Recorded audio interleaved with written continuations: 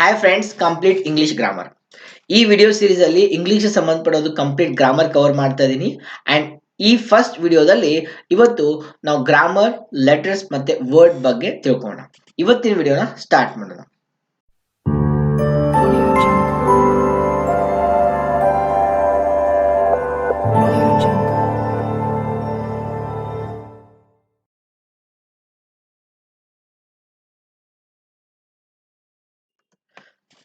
Grammar, letters, word ಬಗ್ಗೆ ತಿಳ್ಕೊಕ್ಕಿಂತ ಮುಂಚೆ ಒಂದು ಯಾವುದೇ ಭಾಷೆ ಕಲಿಬೇಕಂದ್ರೆ ಯಾವ ರೂಲ್ ನಾವು ಫಾಲೋ ಮಾಡ್ತೀವಿ ಅದ್ರ ಬಗ್ಗೆ ತಿಳ್ಕೊಂಡು, ಕಮ್ಯುನಿಕೇಶನ್ ಅಂದ್ರೆ ಏನು, ಕಮ್ಯುನಿಕೇಶನ್ ಇಂಪ್ರೂವ್ ಆಗೋಕೆ ಏನೆಲ್ಲ ಮಾಡ್ಬೇಕು ಅನ್ನೋದು ತಿಳ್ಕೊಂಡು will be going for grammar, letters and word. The basic rule to learn any language. ಯಾವುದೇ ಒಂದು ಭಾಷೆ ಕಲಿಬೇಕಂದ್ರೆ ಬೇಸಿಕ್ ರೂಲ್ ಏನಂದ್ರೆ ಲಿಸನ್, ಸ್ಪೀಕ್, ರೀಡ್, ರೈಟ್. ನೋಡಿ, ನಮ್ಮ ಮಾತೃಭಾಷೆ ಕಲಿಬೇಕಂದ್ರೂ ಕೂಡ ಫಸ್ಟ್ ನಾವು ಲಿಸನ್ ಮಾಡಿದ್ವಿ, ಕೇಳ್ತಾ ಹೋದ್ವಿ, ಅಂಡ್ ಏನ್ ಕೇಳ್ತಾ ಇದ್ವಿ ಅದನ್ನ ಮಾತಾಡಕ್ ಸ್ಟಾರ್ಟ್ ಮಾಡಿದ್ವಿ, ಆಮೇಲೆ ಓದೋದು ಸ್ಟಾರ್ಟ್ ಮಾಡಿದ್ವಿ, ಆಮೇಲೆ ಬರೆಯೋದು ಸ್ಟಾರ್ಟ್ ಮಾಡ್ತೀವಿ. ಸೊ ಯಾವುದೇ ಒಂದು ಭಾಷೆ ಕಲಿಬೇಕಂದ್ರೆ ಈ ಬೇಸಿಕ್ ರೂಲ್ಸ್ ನ ಫಾಲೋ ಮಾಡ್ತೀವಿ. Listen, speak, read and write ಅಂತ ಹೇಳ್ಬೋದು. ಸೊ ಇಂಟ್ರೊಡಕ್ಷನ್ ಅಲ್ಲಿ ನಾವು ಕಮ್ಯುನಿಕೇಶನ್ ಬಗ್ಗೆ ತಿಳ್ಕೊಳ್ಳೋಣ. Communication is the heart and soul of the human experience and the process communication mainly includes listening, speaking, reading, writing ಅಂತ ಹೇಳ್ಬೋದು. ನಾವು ಯಾರ ಜೊತೆ ಕಮ್ಯುನಿಕೇಶನ್ ಮಾಡ್ಬೇಕಂದ್ರೆ ಏನ್ ಮಾಡ್ತಾ ಇದೀವಿ, ಅವ್ರು ಏನ್ ಮಾತಾಡ್ತಾ ಇದಾರೆ ಅದನ್ನ ಕೇಳಿಸ್ಕೊತಾ ಇದೀವಿ, ಅಂಡ್ ಅವ್ರ ಜೊತೆ ನಾವು ಮಾತಾಡ್ತಾ ಇದೀವಿ, ಅವ್ರು ಏನ್ ಕೊಟ್ಟಿದ್ದಾರೆ ಅದನ್ನ ರೀಡ್ ಮಾಡ್ತಾ ಇದೀವಿ, ಅವ್ರಿಗೆ ನಾವು ಬರೆದು ಕೊಡ್ಬೇಕಪ್ಪ ನಾವು ಬರಿತಾ ಇದೀವಿ, ನಾವು ಬರೆದದ್ ನಾವು ರೀಡ್ ಮಾಡ್ತಾ ಇದ್ದಾರೆ. ಮೀನ್ಸ್ ಬೇಸಿಕ್ ಒಂದು ಕಮ್ಯುನಿಕೇಶನ್ ಅಂತ ಬಂದಾಗ ನಾವು mainly it includes 4 process: listening, speaking, reading, writing ಅಂತ ಹೇಳ್ಬೋದು. ನೋಡಿ, ಒಂದು ಸಕ್ಸಸ್ಫುಲ್ ಕಮ್ಯುನಿಕೇಟರ್ ಚೆನ್ನಾಗಿ ಮಾತಾಡ್ಬೇಕಂದ್ರೆ ಏನ್ ಮಾಡ್ಬೇಕು? Need to learn grammar. We don't study grammar of our own mother tongue to use it for daily speaking. ನಾವು ನಾರ್ಮಲ್ ರೆಗ್ಯುಲರ್ ಆಗಿ ಮಾತಾಡ್ಬೇಕಂದ್ರೆ ನಾವು ಗ್ರಾಮರ್ ರೀಡ್ ಮಾಡಂಗಿಲ್ಲ, ವ್ಯಾಕರಣ ಗೊತ್ತಿರಂಗಿಲ್ಲ, ಸೊ ವ್ಯಾಕರಣ ಸ್ಟಡಿ ಮಾಡಿರಂಗಿಲ್ಲ, ಆದ್ರೂ ಕೂಡ ನಾವು ಮಾತಾಡ್ತಾ ಇರ್ತೀವಿ. ಅದು ಯಾವುದೇ ಲ್ಯಾಂಗ್ವೇಜ್ ಇರಲಿ, ಯಾವುದೇ ಭಾಷೆ ಇರಲಿ, without learning grammar we use to speak. But when we need to polish our mother tongue, ನಮ್ಮ ಮಾತೃಭಾಷೆನೇ ಇರಲಿ, ಯಾವುದೇ ಒಂದು ಭಾಷೆ ಅಂತ ಬಂದಾಗ ಚೆನ್ನಾಗಿ ಮಾತಾಡಬೇಕು, ಒಂದು ಡಿಸಿಪ್ಲಿನ್ ವೇಲಿ ಮಾತಾಡಬೇಕು, ಒಂದು ರೂಲ್ಸ್ ನ ಫಾಲೋ ಮಾಡಿ ಮಾತಾಡ್ಬೇಕಂದ್ರೆ 100% we have to study its grammar. We usually do that. ನಾವು ಗ್ರಾಮರ್ ನ ಕಲಿಬೇಕಾಗುತ್ತೆ, ಅದನ್ನ ಮಾಡಲೇಬೇಕು, ಅದನ್ನ ಫಾಲೋ ಮಾಡಲೇಬೇಕಾಗುತ್ತೆ. ಈಗ ಇಂಗ್ಲಿಷ್ ಅಂತ ಬಂದಾಗ English is a global language and corporate language ಅಂತ ಕರಿತೀವಿ. ಇಂಗ್ಲಿಷ್ ಏನಿದೆ, ಇದು ಒಂದು ಗ್ಲೋಬಲ್ ಲ್ಯಾಂಗ್ವೇಜ್ ಇದೆ. ಸೊ ಅಕ್ರಾಸ್ ಗ್ಲೋಬ್ ನೀವು ಕಮ್ಯುನಿಕೇಟ್ ಮಾಡ್ಬೇಕಂದ್ರೆ we use this language English. And not only global language, ಇದು ಒಂದು ಕಾರ್ಪೊರೇಟ್ ಲ್ಯಾಂಗ್ವೇಜ್ ಇದೆ. ಕಾರ್ಪೊರೇಟ್ ಲೆವೆಲ್ ಕಮ್ಯುನಿಕೇಟ್ ಮಾಡ್ಬೇಕಂದ್ರೆ we need to learn English, and English is very important to speak to communicate globally and in corporate level. Okay, to learn English language, we need to study its grammar. ನೋಡಿ, English language ನ ಕಲಿಬೇಕಂದ್ರೆ grammar ನು ಕಲಿಯೋದು important ಇದೆ. Yes, we need to follow, and the importance of the grammar cannot be neglected. So grammar ಕಲಿಯೋದು ನಾವು neglect ಮಾಡಕ್ ಹೋಗ್ಬಾರ್ದು. ಜಸ್ಟ್ ಯೂಸಲಿ ಕಮ್ಯುನಿಕೇಟ್ ಮಾಡ್ತಾ ಹೋದ್ರೆ ಸಾಕು. Yes, we can speak. Yes, ನಾವು ಆತರ ಮಾತಾಡ್ಬೋದು, ಬಟ್ ಅದರಲ್ಲಿ ಮಿಸ್ಟೇಕ್ಸ್ ಆಗ್ತಾ ಇರುತ್ತೆ, ಅಲ್ಲಿ ಎರರ್ಸ್ ಆಗ್ತಾ ಇದೆ. ಆ ಎರರ್ಸ್, ಆ ಮಿಸ್ಟೇಕ್ಸ್ ಅಂತೀವಿ, ಆ ಎರರ್ಸ್ ನ ಕರೆಕ್ಷನ್ ಮಾಡ್ಬೇಕಂದ್ರೆ we need to know grammar very well. Grammar ಅಂದ್ರೆ ಏನು? What is the definition of grammar? Grammar is a systematic method to learn language.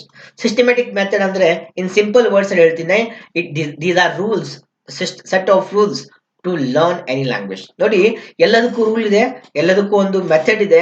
ಏನೇ ಕೆಲಸ ಮಾಡ್ಬೇಕಂದ್ರೂ ಮೆಥಡ್ ಇದೆ, ರೂಲ್ಸ್ ಇದೆ. ಆ ರೂಲ್ಸ್ ನ ಫಾಲೋ ಮಾಡ್ತಾನೆ ನಾವು ಆ ಟಾಸ್ಕ್ ನ ಕಂಪ್ಲೀಟ್ ಮಾಡ್ತಾ ಇರ್ತೀವಿ. ಅದೇ ರೀತಿ ಕಮ್ಯುನಿಕೇಶನ್ ಅಂತ ಬಂದಾಗ, ಒಂದು ವ್ಯಾಕರಣ, ಒಂದು ಲ್ಯಾಂಗ್ವೇಜ್ ಅಂತ ಬಂದಾಗ ವಿ ಹ್ಯಾವ್ ಗ್ರಾಮರ್. ನಮ್ಮ ಹತ್ರ ವ್ಯಾಕರಣ ಅಂತ ಇರುತ್ತೆ, ಆ ಗ್ರಾಮರ್ ನ ಫಾಲೋ ಮಾಡಬೇಕು, ಆ ಗ್ರಾಮರ್ ಪ್ರಕಾರ ನಾವು ಕಮ್ಯುನಿಕೇಟ್ ಮಾಡಬೇಕಾಗುತ್ತೆ. Grammar is a systematic method to learn any language.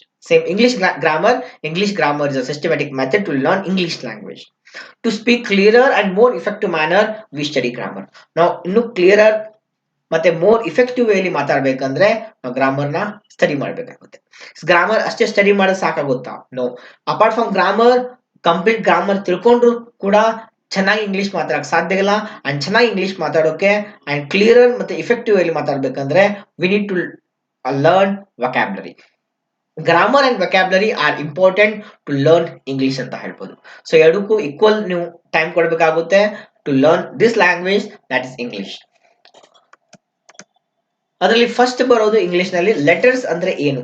S we got to know grammar ಬಗ್ಗೆ ಗೊತ್ತಾಯ್ತು. ಈಗ ಲೆಟರ್ಸ್ ಅಂದ್ರೆ ಏನು, ಎಷ್ಟು ಲೆಟರ್ಸ್ ಇದೆ, ಎಷ್ಟು ಅಕ್ಷರಗಳಿದೆ ಚೆಕ್ ಮಾಡೋಣ. In English there are 26 letters called alphabet. So ಎಷ್ಟು ಜನ ಹೇಳ್ತಾ ಇರ್ತಾರೆ there are 26 alphabets in English. ನಾವು ಅಲ್ಫಾಬೆಟ್ಸ್ ಅಂತ ಅನ್ಬಾರ್ದು. Alphabet is a symbol, alphabet is a set alphabet is a set of symbols ಅಂತ ಹೇಳ್ತೀವಿ. And each symbol placed in a fixed order, ಒಂದು ಸಿಸ್ಟಮ್ಯಾಟಿಕ್ ಆರ್ಡರ್ ನಾಗ ಪ್ಲೇಸ್ ಮಾಡಿದ್ದಾರೆ. And each symbol has unique or different pronunciation or a sound of a language ಅಂತ ಹೇಳ್ತೀವಿ. ಆ ಭಾಷೆ ಅದಕ್ಕೊಂದು ಸೌಂಡ್ ಕೊಟ್ಟಿದ್ದಾರೆ, ಒಂದೊಂದು ಸಿಂಬಲ್ ಒಂದೊಂದು ಸೌಂಡ್ ಕೊಟ್ಟಿದ್ದಾರೆ. ಆ ಸೌಂಡ್ಗೆ ನಾವು ಲೆಟರ್ಸ್ ಅಂತ ಕರಿತೀವಿ. ಫಾರ್ ಎಕ್ಸಾಂಪಲ್ ಫಸ್ಟ್ ಸಿಂಬಲ್ ನೋಡಬಹುದು ಎ ಅಂತ ಇದೆ, that is pronunciation is what A here.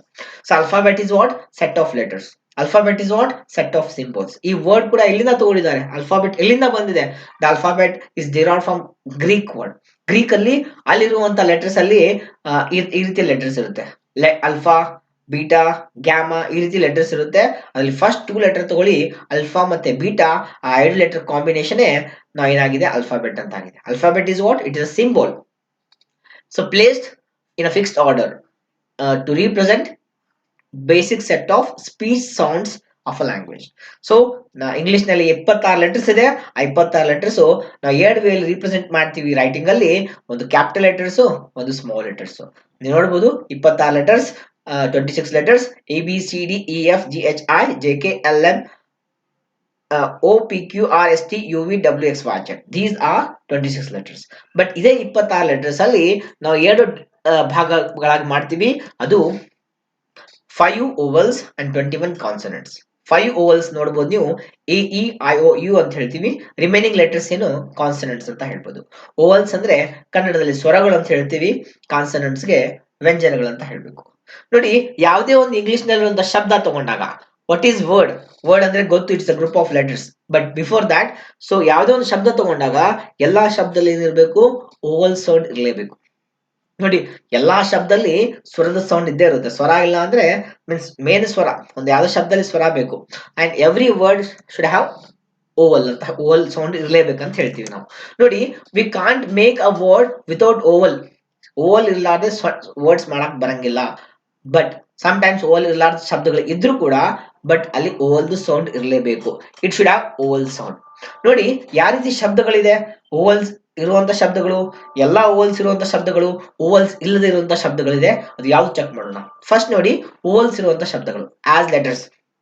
Apple, ಇಲ್ಲಿ ಎ ಮತ್ತೆ ಇ ಇದೆ. ಸ್ಕೂಲ್, ಇಲ್ಲಿ ಓ ಇದೆ, double O. College, O E ಅಂತಿದೆ. ಕಾಂಪಿಟೇಟಿವ್, ಓ ಇ ಐ ಇದೆ. These are the words as a letter ಇದೆ. ಒಂದೊಂದು ಶಬ್ದಗಳಲ್ಲಿ 5 ಓವಲ್ಸ್ ಇದೆ. ನೋಡಿ, encouraging, E O U A I. Behaviour, E A I O U. aeronautical, A E O U I. These are all 5 vowels ಇದೆ. And some words ಅಲ್ಲಿ ಓವಲ್ಸ್ ಇಲ್ಲೇ ಇಲ್ಲ, ಬರೀ ಸೌಂಡ್ ಇದೆ.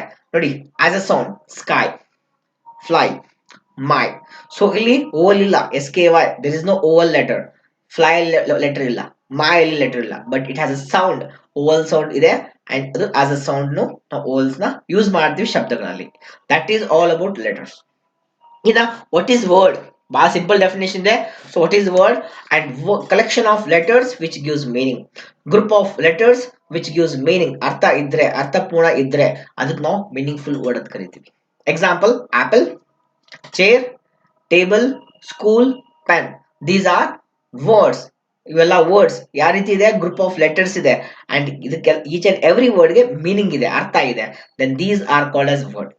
ಈಗ ಸುಮ್ಮನೆ ಯಾವುದೇ ಲೆಟರ್ಸ್ ನ ಕಂಬೈನ್ ಮಾಡ್ಬಿಟ್ಟು ಶಬ್ದ ಮಾಡಕ್ ಸಾಧ್ಯ ಇದೆಯಾ? ಇಲ್ಲ, ಯಾಕಂದ್ರೆ it doesn't have any kind of meaning. ನೋಡಿ, collection of letters which doesn't gives meaning, which doesn't give meaning, that is not a word, it is consider to be nonsense word. ನೋಡಿ, ಈಗ ನಾ ಯಾವುದೋ ಒಂದು ಲೆಟರ್ಸ್ ನ group ಮಾಡಿದೆ, H T J D F, ಯಾವ್ದು ಶಬ್ದ ಇದು? It is not a word, it is not a word. ಈ ವರ್ಡ್ ಅಲ್ಲಿ ಸೆನ್ಸ್ ಇಲ್ಲ, it is non sense word. Okay, ನಾವು ಯಾವುದೇ ಒಂದು ಲೆಟರ್ಸ್ ನ ಗ್ರೂಪ್ ಮಾಡಿದ್ರೆ ಅದಕ್ಕೊಂದು ಅರ್ಥ ಇರಬೇಕು. ಅದಕ್ಕೆ ಅರ್ಥ ಇದ್ರೆ ಅದಕ್ಕೆ ನಾವು ಏನಂತೀವಿ, ವರ್ಡ್ ಅಂತ ಕರಿತೀವಿ. you should know. So anyhow, in this video we got to know the communication and basic rule to learn any of the language, and grammar ಬಗ್ಗೆ ತಿಳ್ಕೊಂಡ್ವಿ, ಲೆಟರ್ಸ್ ಬಗ್ಗೆ ತಿಳ್ಕೊಂಡಿದ್ವಿ, ವರ್ಡ್ ಬಗ್ಗೆ ತಿಳ್ಕೊಂಡ್ವಿ. ಈ ವಿಡಿಯೋ ಇಲ್ಲಿಗೆ ಕಂಪ್ಲೀಟ್ ಮಾಡ್ತಾ ಇದೀನಿ. Thank you for watching this video. Don't miss ವಿಡಿಯೋನ ಲೈಕ್ ಮಾಡಿ, ವಿಡಿಯೋನ ಶೇರ್ ಮಾಡಿ. ಯಾರು ಫಸ್ಟ್ ಟೈಮ್ ವಿಡಿಯೋ ನೋಡ್ತಾ ಇದ್ದೀರಾ ಚಾನಲ್ ಸಬ್ಸ್ಕ್ರೈಬ್ ಮಾಡೋದು ಮರಿಬೇಡಿ. Thank you for watching. By.